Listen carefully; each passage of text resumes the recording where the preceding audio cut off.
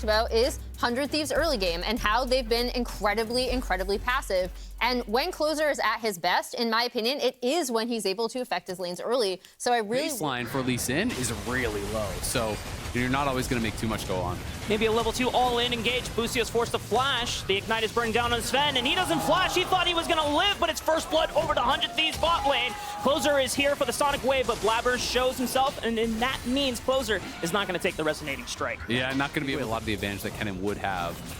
Could be vulnerable here as Busio might be going down. They know he doesn't have flash, and this time Sven saves the flash. The flash from Blabber follows up on Busio, and he's got nowhere to run as long as Berserker can get one more auto attack, and it's the final in the queue that gives the killing blow. Doublelift wants the fire right on back, but he steps too far forward, uses the cleanse, flashes backward, but it baits enough time. Maybe Closer can look for it, flash Q, but Berserker flashes it, but Sven's got nowhere to run. Surely Doublelift cleans it up, and yes, they do! 100 Thieves fire right on back. Okay, this time I'll give you the Lee Sin support here. But Quid coming down, pop the ulti, he's gonna look. Oh, okay, Spirit Rush into Flash into Charm, doesn't quite go, missing it, but 100 Thieves at least find... Looking for this invade, already pre-warded over by that red buff, takes down that Herald, moves into the out themselves, and creating space by pushing back the C9 backline. But Cloud9 are not going to have any of that, Azael, because they wait for Double to walk into lane and punish him without his is up on top side yet until he goes for the vision control ward. So that means that Cloud9 are just invested into making sure that some down in bot lane, so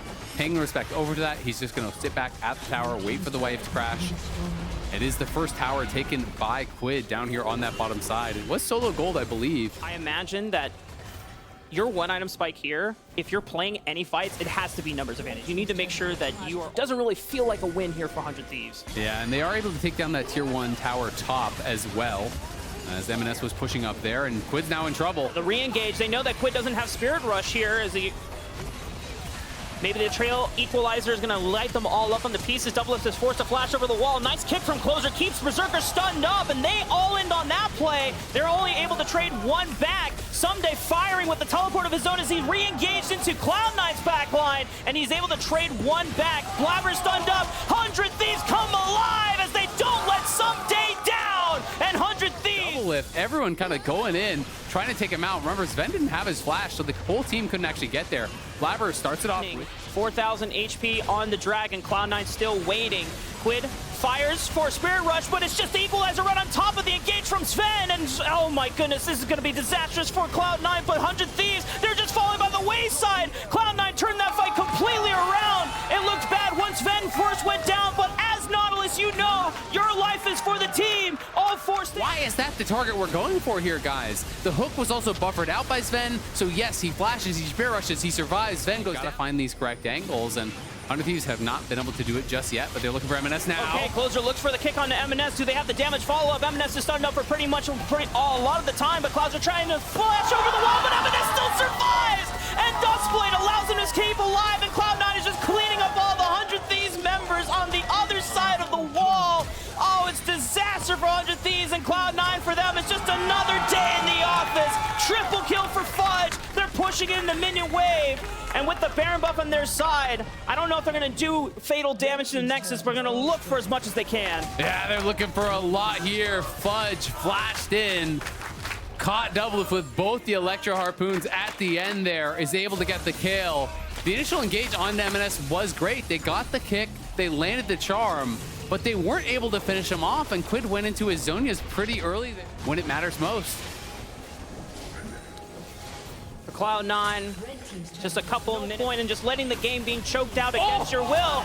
But a snipe from M&S onto Doublelift means there's no more carry from the side of 100 Thieves. An easy engage as M&S follows up with a double, and Cloud9 are about to make this simple as they push into the base of 100 Thieves. That was crazy. Doublelift was full health. I think that was just Voidseeker Shock Blast was 100% of his HP.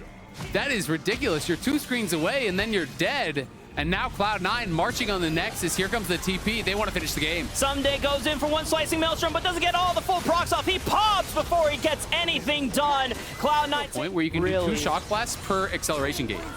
So it is like really strong for Poke. We'll see if he has enough cooldown. Awesome. So let's see. Is he going to get a second one in this?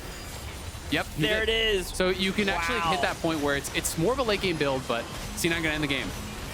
I mean, they're winning it all right. I mean, do I even have to cast it? They throw out all their ultimates pretty much at this point. 100 Thieves are just crumbling.